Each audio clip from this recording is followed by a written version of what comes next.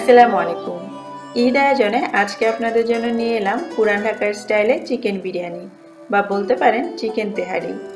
এবারের ঈদে আপনারা যারা পোলাওয়ের সঙ্গে নানা রকম আইটেমের ঝামেলায় যেতে চাচ্ছেন না, শর্টকাট কোনো মেনুর কথা ভাবছেন, চাইলে তারা এটা ট্রাই করতে পারেন।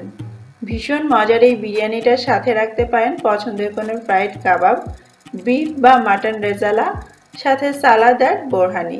ব্যাস হয়ে গেল ঈদের জম্পেশ মেনু। আশা করছি আমার আজকের রেসিপিটা আপনাদের উপকারে আসবে।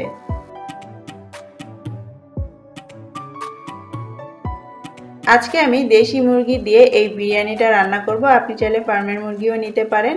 আমি রোস্টের মতো করে বড় টুকরো করে কেটে নিয়েছি, আর এখানে 6 টুকরো আছে, যেটা প্রায় 600 গ্রামের মতো।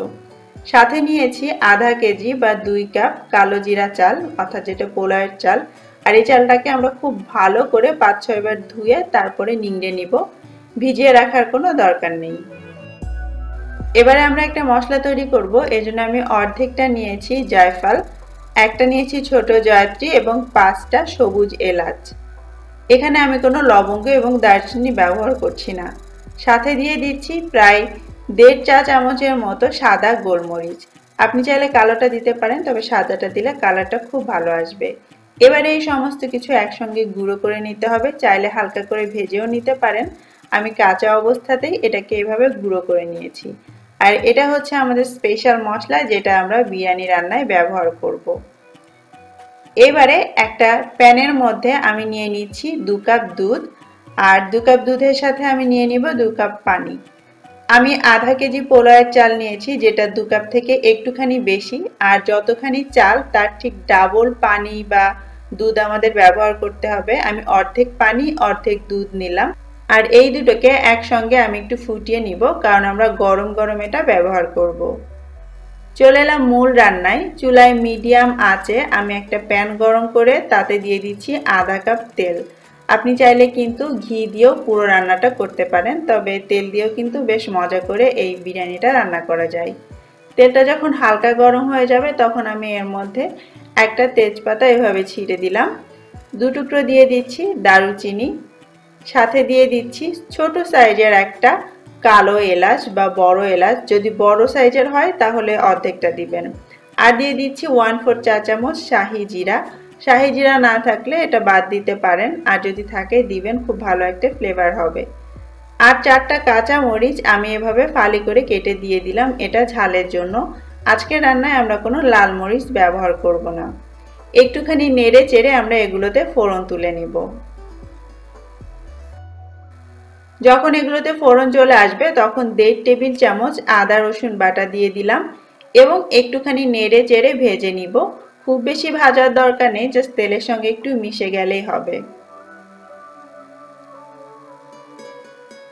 তারপরে এর মধ্যে আমি সেই মাংসের টুকরোগুলো দিয়ে দিচ্ছি।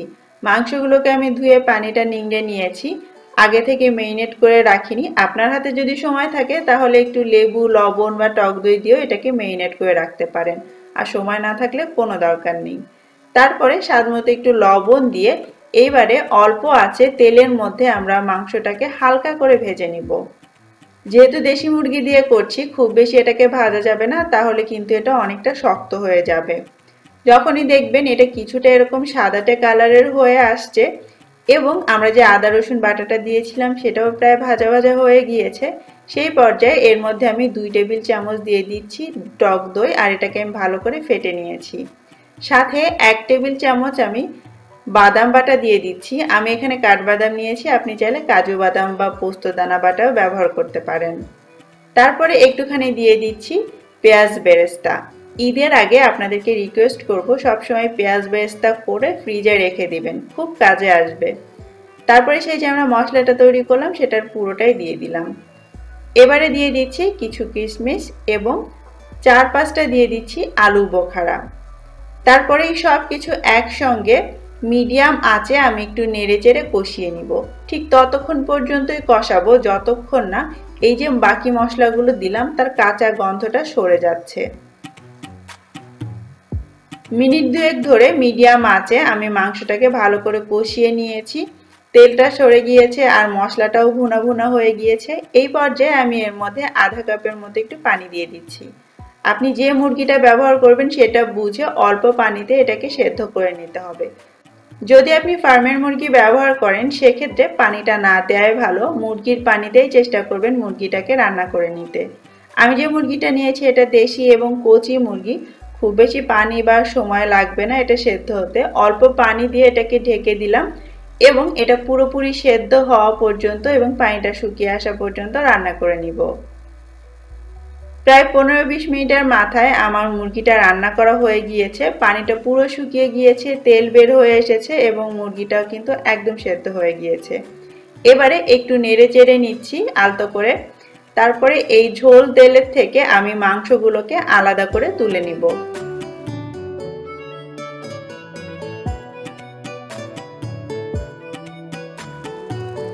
চিকেনের টুকরোগুলো তোলা হয়ে গেলে তারপর এর মধ্যে সরাসরি সেই যে দুধ আর পানি একসঙ্গে মিশিয়ে রেখেছিলাম সেটা পুরোটা ঢেলে দিলাম আর এটাকে আমি চুলায় দিয়ে গরম করে তারপরে ঢাললাম।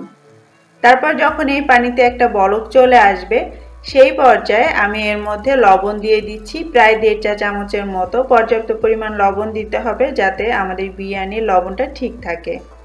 তারপরে এর মধ্যে আমি প্রায় 10-12টা কাঁচামরিচ দিয়ে দিচ্ছি।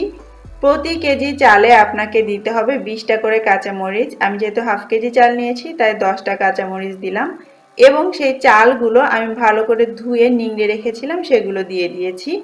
এবারে একটু আলতো করে এগুলোকে নেড়ে মিশিয়ে দিব এবং অপেক্ষা করব এই পানিতে বলক এসে পানিটা কিছুটা শুকিয়ে যাওয়া পর্যন্ত।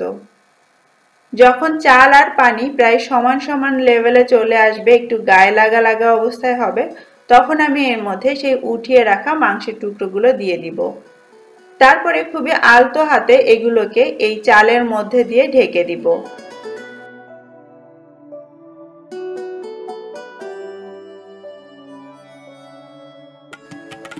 মাংসগুলোকে এই চাল দিয়ে কভার করা হয়ে গেলে এবারে আমি বাকি উপকরণগুলো একে একে দিয়ে দিব।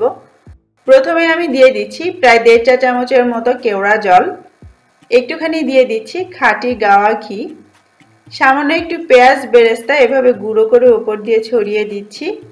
তারপরে দিয়ে দিচ্ছি প্রায় 1 টেবিল চামচ চিনি। এবারে খুব আলতো হাতে একটুখানি উল্টে পাল্টে দিতে হবে, তাহলে ওপরের ভাতগুলো নিচে আর নিচের ভাতগুলো ওপরে হয়ে যাবে এবং সবগুলো সমানভাবে তাপ পাবে। কিছুটা এইভাবে একটু ওলটপালট করে দেওয়ার পর তারপরে ওপর থেকে এইভাবে একটু নেড়ে সমান করে দিব এবং চুলার আঁচটা একদম কম করে দিয়ে অপেক্ষা করব প্রায় 10 থেকে 15 মিনিট বা যতক্ষণ না আমাদের ভাতটা একদম প্রপারলি সেদ্ধ হচ্ছে। ফিরে এলাম প্রায় আরও 20 মিনিট পরে। ঢাকনাটা আমি সরিয়ে নিচ্ছি। মাঝখানে আমি একবার খুব আলতো হাতে সব কিছুকে নেড়ে চেড়ে দিয়েছিলাম।